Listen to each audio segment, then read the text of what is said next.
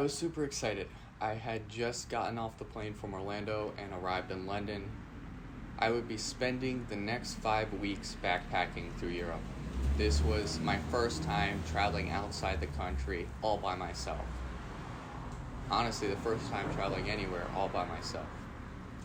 As I got off the plane, I was even more excited because the initial reason why I decided to land in London, other than the fact that it was a cheaper cost, was that I was going to get to spend the day sightseeing, and specifically I was going to see Big Ben because the last time that we were in the UK, it was completely scaffolded. So I got out the plane, I went and got on a metro and headed into the city. I'd seen Big Ben, I was super thrilled, and from there I headed to the Buckingham Palace. After the Buckingham Palace, I chilled out for a little bit and then decided that I wanted to see the Tower Bridge. I had about an hour and a half left until I had to get on my next train from London to Prague. So I was going to walk over to the Tower Bridge. I had probably just enough time to potentially see it and then catch an Uber in order to make it to my train on time. I walked over there. I got to see the Tower Bridge for a little bit. Time was starting to come very close to me having to catch my train. Saw it for a couple seconds, called my Uber, got on my Uber. I went to the train station. As soon as I arrived at the train station, I kind of ran over into the boarding area so that I was able to get on my train on time, and I showed the guy my ticket, and he said, "I'm sorry, sir. The ticket shows clearly that you need to be here 30 minutes prior to boarding time. That's the case here, so we're not able to let you go on this train."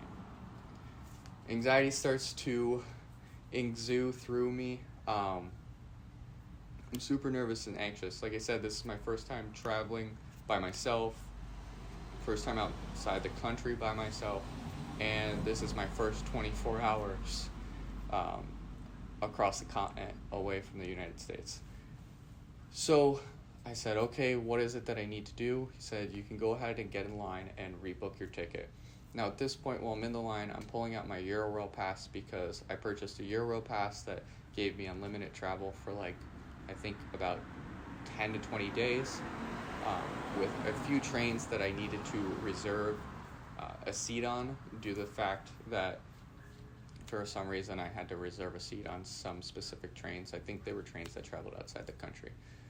Anyways, I paid $44 for a reservation for a specific spot on this train. So as I'm waiting in line and I get up to the front, I realize that I no longer need a train to this location, but I need it to another location in order to continue to make it on the path that the Eurorail has set up for me. So when I get up to the front, they're like, okay, we'd love to help you rebook. What is it that you need? And I told them where I was going, and then I said, all right, but now I need a ticket here. And they said, I'm sorry, we're not allowed to do that. We can give you a ticket to the same destination, but we're not allowed to let you pick a new destination when we reprint the ticket. So I said, all right, no problem. I'm just going to step out of line and book a new ticket. He said, no problem, sir. So I go to self-checkout, I put in everything, and as I place it, it says, this is going to be 210 euros. Now, at this point, my anxiety is going through the roof. My heart is racing. I'm trying not to shut down because I did not budget for 210 euros for my transportation. To me, all my transportation has been settled. I paid for it. I had enough money to see the things that I want to see and go the places that I needed to go. Not only is this going to set me behind in schedule, but I'm doing everything not to shut down, to call my parents, to have them help me figure out what I need to do, because I went on this trip for a specific reason, not only to see, travel, and explore, but also to get to know myself and build confidence in myself and show myself that I'm capable of doing what I believe I'm capable of doing, and just figure out and build more self-confidence in myself. So I'm trying not to call my parents. I'm trying to stop me from having a panic attack, from having anxiety, from shutting down. And so the only thing that I know to do is practice the thing that I've been practicing about a month before, which was meditation. So what I ended up doing was I stepped over to the side, I sat on my backpack, and I closed my eyes, and I took a big deep breath in my nose. I went, filled up my stomach, filled up my lungs, and then I let that breath out. And I did that 2 or 3 more times, and my anxiety came down, and I realized I had a timer. I needed to determine whether or not I could get on the next train. So I pulled up the Euro Pass, I found a new route to get where I needed to go. I got back in line. I ended up having to pay $60 for the rebooking to go to that new location, and I got on the train. Many other things incurred, but I figured it out, and I stopped my anxiety. So the reason I bring this story up is because I believe that living in the present moment is the number one thing that you can do to decrease anxiety and increase your happiness. Let me explain.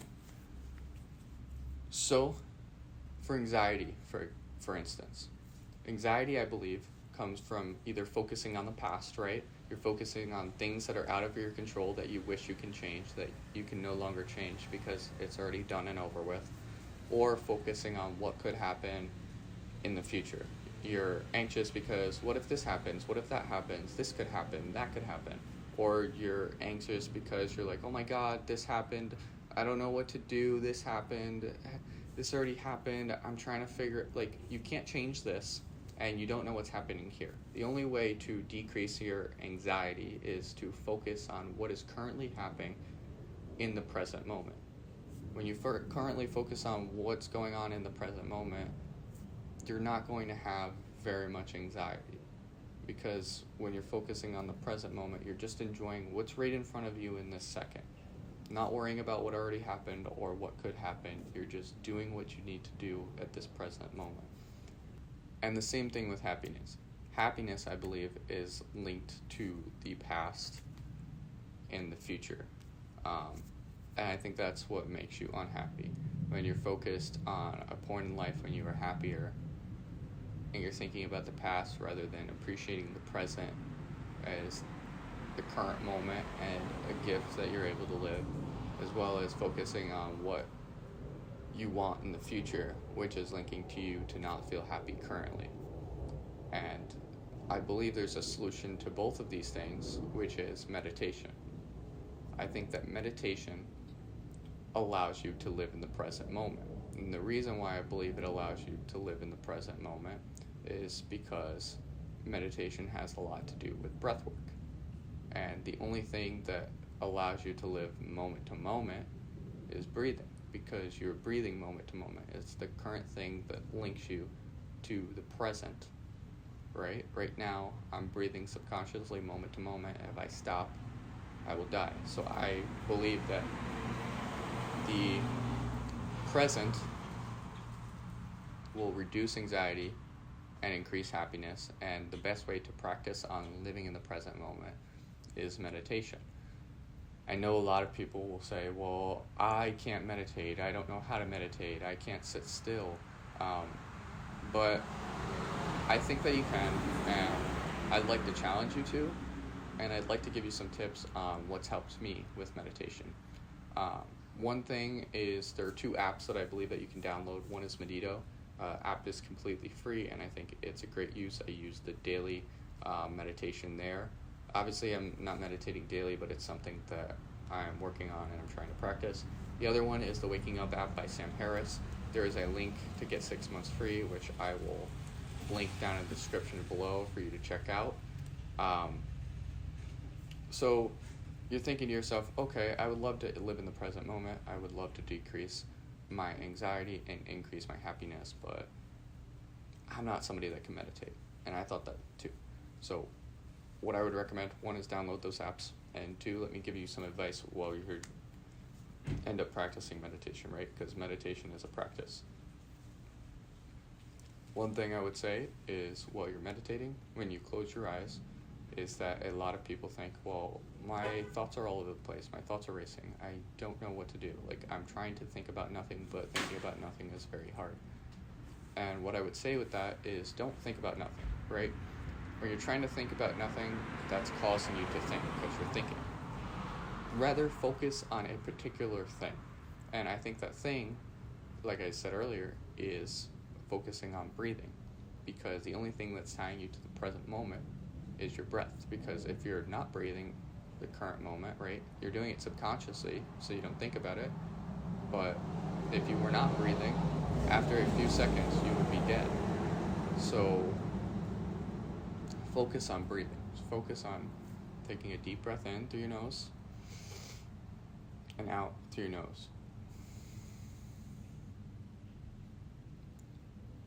Just focus on that. And your head will go into different places, and that's okay. That's the number 2 thing that I would like to say, which is it's okay to think about other things while you're meditating. Meditating is a practice.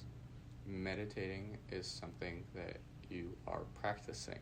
Therefore, you will not be perfect. It's trying to get better at the practice of meditating and living in the present moment. So, when you're sitting there and you're thinking about other things, you're sitting there and you're focused on the breath, right? You have your eyes closed and you're deep breath in, deep breath out, deep breath in, deep breath out. Hey, what about that math homework that I have to do? Oh, wait, what about this? Wait, what about that game? What about acknowledge the fact that your thoughts have wandered somewhere else? Then say, all right, I'm going to let go of this. And then go back to thinking about deep breath in, deep breath out. I think that will very much help you. And the last thing that I want to give a tip on for meditating is when you breathe, a lot of people, when they tend to take a deep breath, their shoulders tend to go up and they breathe through their chest, right? You've heard of people say, oh, don't breathe through your chest, right? When you breathe through your chest, you take a deep breath in, and you saw, like, my body came up. When you take a deep breath in, you should feel your stomach fill up with air, your stomach get bigger. You might even say your stomach get fatter. Your stomach will swell up with air, and then you let that out. So I think that allows you to decrease anxiety and increase your happiness. For anxiety, it allows you to live in the present moment, which is the only thing that you can control. And if you're living in the present moment, you're likely not going to be anxious because you're not focusing on what could happen. You're just focusing on what you're currently doing. And the same thing with happiness. When you're living in the present moment, you're appreciating it and you're having gratitude because it's a gift. You're not focused on where you were previous in your current state of mind or what you're looking forward into the future or what you want. You're focused on what you currently have and accepting that as a gift. I hope this video helped you. If it did, I would love you to click that subscribe button. If you have any questions for me, anything that you feel like was confusing or anything that when you start practicing this thing that I challenged you to do comes up, if you need any help, or if you'd like me to talk about anything else, just leave a comment down below.